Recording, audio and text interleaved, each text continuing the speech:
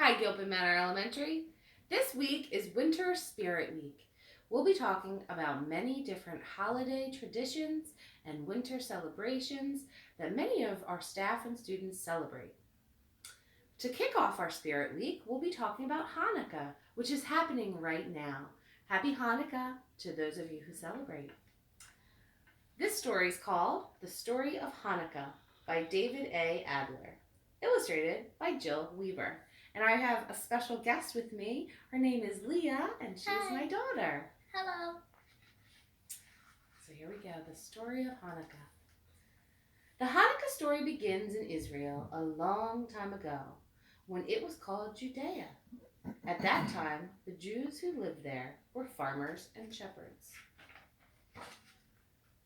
On holidays, they all went to the beautiful temple in Jerusalem. The temple was on top of a mountain and called the House of God. Its gates were covered in gold and silver. Inside was a Ner Tamid, a light that always burned. For a long time, the Jews lived in peace, although they did not rule their land. Then a Greek, Antiochus IV, became king. He tore down the walls of Jerusalem. Thousands were hurt.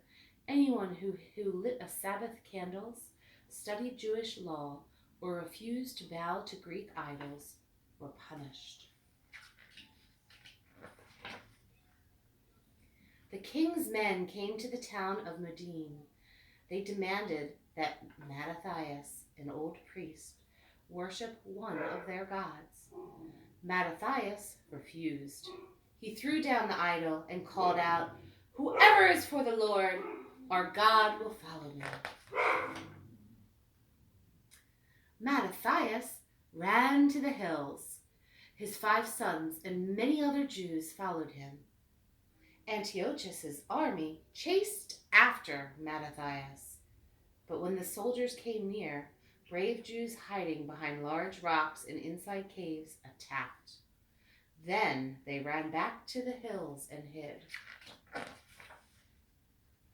Mattathias and his followers were farmers and shepherds, but they fought like trained soldiers. When Mattathias died, his son Judah became their leader, and Judah was called the Maccabee, which means the hammer. The people who fought with him were called Maccabees. The king's armies came with bows and arrows and swords and horses and armored elephants, but they weren't able to beat the Maccabees.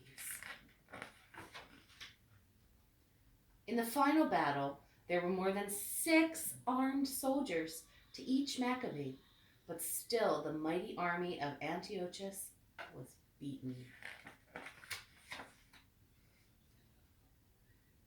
Judah then led the Maccabees to Jerusalem.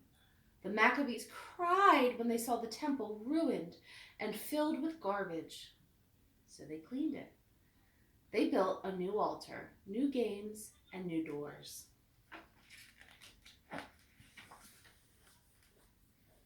When it came time to light the Ner Tamid, they found just one small jar of pure oil, only enough to burn for 1 day. But that oil burned for 8 days until more oil could be prepared.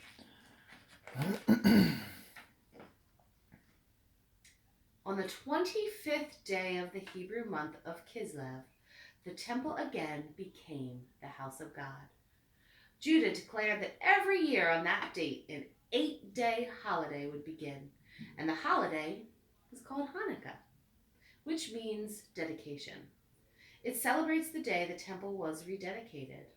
That was more than 2,000 years ago.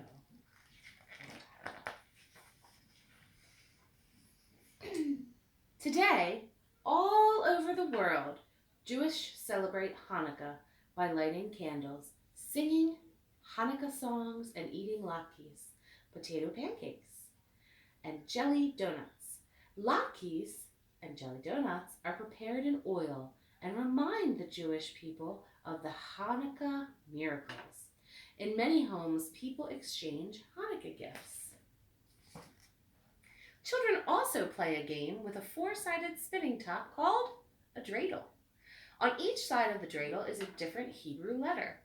The first letters of the Hebrew sentence, Nes Gadol Haya Sham, which means a great miracle happened there. It happened in Jerusalem. Hanukkah celebrates one of the first fights for religious freedoms.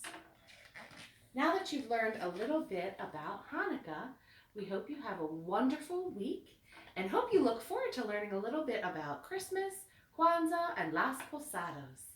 Have a great Monday. Bye.